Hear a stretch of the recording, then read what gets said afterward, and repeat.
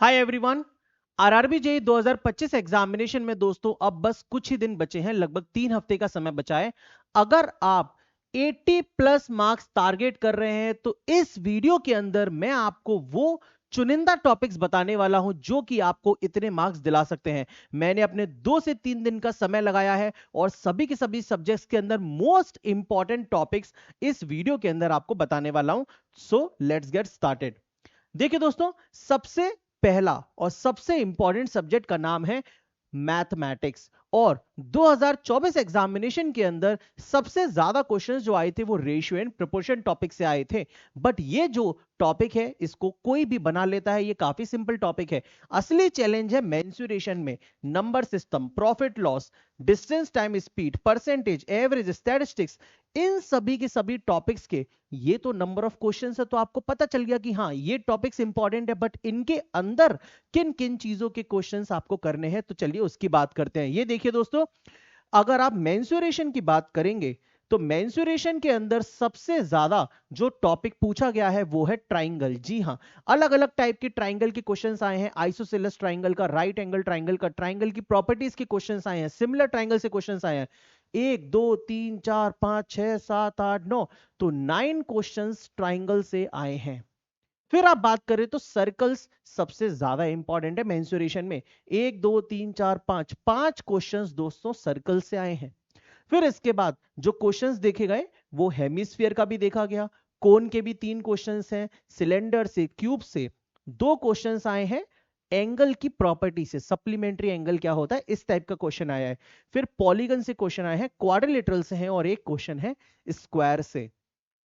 तो मैंने भी प्रीवियस ईयर का और भी इससे पहले सालों का एनालिसिस किया है और यही पाया है कि सबसे ज्यादा इंपॉर्टेंट मेंसुरेशन में सर्कल्स ही है, और उसके बाद ये ट्राइंगल्स भी आपको बहुत अच्छे से करना होगा। फिर देखिए, PL&D मतलब profit loss and discount. Profit loss and discount में सक्सेसिव डिस्काउंट का वेटेज ज्यादा नहीं है, इसमें सबसे ज्यादा वेटेज है जो डिस्काउंट के क्वेश्चंस आते हैं ना, वो कि भाई मार्क्ड प्राइस दी है, सेलिंग प्राइस दी है, डिस्काउंट कर दिया है, तो बताइए कॉस्ट प्राइस कितना है और सब चीजें क्या है। तो इस तरीके के क्वेश्चंस बहुत ही ज्यादा रिपीट होते हैं, आप इन क्वेश्चंस को बहुत अच्छे से करिएगा। इसके अलावा 1 2 क्वेश्चंस देखे गए हैं कि अगर सेलिंग प्राइस किसी एक्स क्वांटिटी की है बराबर है कॉस्ट प्राइस ऑफ वाई, तो इस टाइप का एक क्वेश्चन होता है। अगर आपने प्रैक्टिस किया होगा इस चैप्टर को तो आप समझ गए होंगे किसकी बात कर रहा हूं मैं। इसके अलावा प्रॉफिट परसेंटेज निकालने की बहुत सारे क्वेश्चंस पेपर में आए थे और ये काफी ज्यादा आसान क्वेश्चंस थे। मुश्किल से 15 से 20 सेकंड लगेगा आपको हर एक क्वेश्चन को बनाने में, तो ये वाले टाइप का क्वेश्चन आप जरूर कर लीजिएगा। डिस्काउंट वाले क्वेश्चंस आप लोग जरूर कर लीजिएगा। क्वांटिटी एंड रुपीस वाला क्वेश्चन भी पेपर में आया था कि 1 रुपए का इतनी क्वांटिटी है तो फिर फर्दर रुपीस की, मतलब इतनी क्वांटिटी के लिए कितना रुपए का होगा, इस टाइप का क्वेश्चन। समझ गए। इसके बाद simple interest and compound interest में देखोगे तो फिर इंस्टॉलमेंट का एक क्वेश्चन आता है ना, बाकी एग्जाम्स में आता है लेकिन आरआरबी जेई में कोई क्वेश्चन नहीं आया।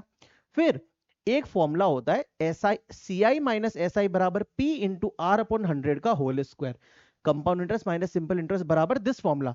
इसके 3 क्वेश्चंस आए हैं मेरे भाई। फिर कंपाउंड इंटरेस्ट के 1 2 3 4 5 6 और सिंपल इंटरेस्ट के 7 से 8 क्वेश्चंस आए हैं। तो ये टॉपिक भी काफी ज्यादा इंपॉर्टेंट है। आपको SI CI और ये वाला जो फॉर्मूला है, इसी फॉर्मूला पर बेस 3 क्वेश्चन आए हैं, इनको जरूर करके जाइएगा। इसके बाद मेरे भाई स्टैटिस्टिक्स की बात करें तो ये भी बहुत सारे बच्चे इग्नोर कर देते हैं, लेकिन काफी आसान, इसमें स्कोरिंग करना आसान है काफी। तो मीन के 8 क्वेश्चन है, मीडियन के 6 क्वेश्चन है और मोड के 3 क्वेश्चन आए हैं एग्जाम में। इसके अलावा अगर आप एल्जेब्रा की बात करेंगे तो सिर्फ और सिर्फ एक आइडेंटिटी से बहुत सारे क्वेश्चन, जैसे कि ये देखिए 8A plus 5B plus 9C का होल स्क्वायर, इसके 15 क्वेश्चंस आए हैं आरआरबी जेईई एग्जामिनेशन के अंदर। मतलब एक आइडेंटिटी से बहुत सारे क्वेश्चंस रिपीट हो गए हर एक सेट में। लगभग 3 इक्वेशंस जिसमें एक्स वाई और जेड की 3 इक्वेशंस दी होती हैं, उसमें एक्स वाई और जेड की वैल्यू निकालनी होती है, उसके भी 3 क्वेश्चंस आए हैं और एजेस का क्वेश्चन आया है।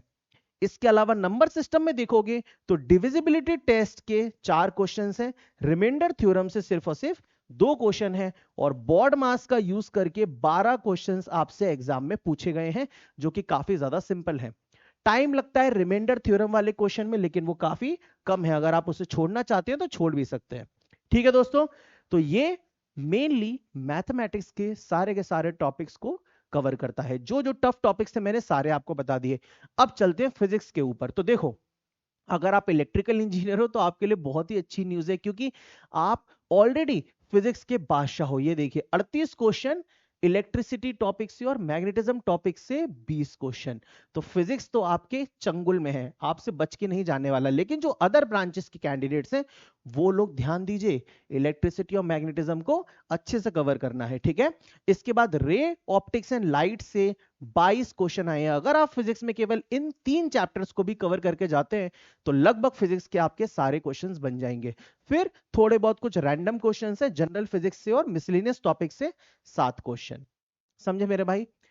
अब अगर आप और डिटेल में जानना चाहते हो कि सर इन टॉपिक्स के अंदर भी क्या क्या पढ़ना है, जैसे मैं मैकेनिकल ब्रांच का हूं, मुझे नहीं पता कि इलेक्ट्रिसिटी में क्या इंपॉर्टेंट है, तो ये लीजिए, आपके लिए मैंने पूरी की पूरी मेहनत करी है मेरे भाई। Magnetic effects of electric current में ये सभी टॉपिक्स हैं। लाइट के अंदर अगर देखेंगे तो ये सभी के सभी टॉपिक्स हैं, और यूनिट्स एंड अप्लाइड कांसेप्ट्स में ये क्वेश्चंस हैं। तो आप लोग एक काम करिएगा, मेरा टेलीग्राम चैनल जरूर ज्वाइन कर लीजिए, RRB JEE 2025 with Rishabh sir. वहां पर इस पूरी की पूरी पीडीएफ को मैं वहां पर अपलोड कर दूंगा, तो आप लोग आसानी से आखिरी दिनों में इन टॉपिक्स को पढ़ के अपने नंबर्स को इंक्रीज कर सकते हैं। फिर देखिए दोस्तों केमिस्ट्री। तो केमिस्ट्री में सबसे ज्यादा क्वेश्चन है केमिकल रिएक्शन एंड इक्वेशंस के, फिर acid base and salt, metals and non metals, carbon and its compound. तो अगर आप शुरुआत के सिर्फ 3 चैप्टर्स पढ़ते हैं तो मैक्सिमम मार्क्स आप केमिस्ट्री में भी स्कोर कर पाओगे। देखो भाई, मॉक में नंबर कम आ रहे हैं, इधर ये हो रहा है उधर वो हो रहा है, हमारे लेक्चर कंप्लीट नहीं है, सिलेबस कंप्लीट नहीं है, क्या पढ़े क्या नहीं पढ़े समझ में नहीं आ रहा।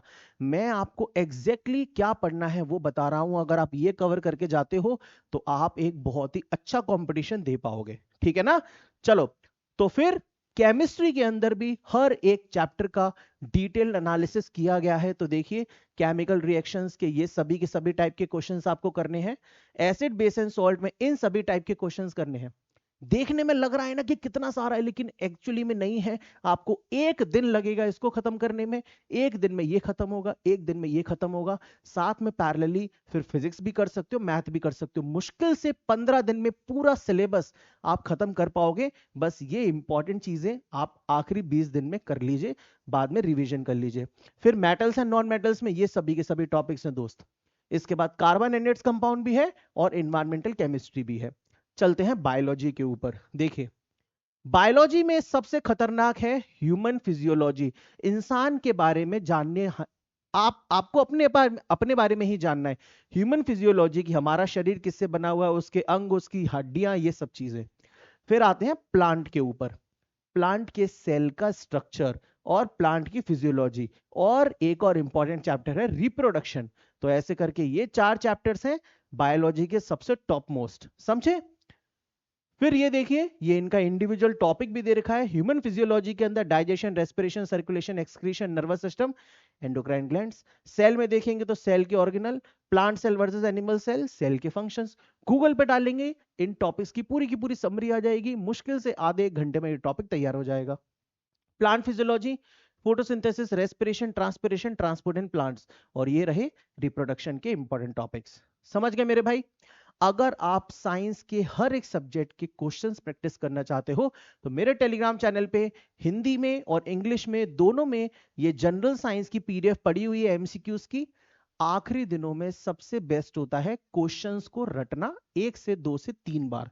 ये करके जाओगे इन इंपॉर्टेंट टॉपिक्स का जो भी मैंने बताया, तो आप डेफिनेटली बहुत अच्छा स्कोर करोगे। मॉक वॉक को गोली मारो, टेंशन को दूर करो अपने सर से, जो बता रहा हूं इतना कर लो, बस मेरे भाई आखिरी दिनों में बहुत अच्छा कॉन्फिडेंस आपका हो जाएगा। समझ गए।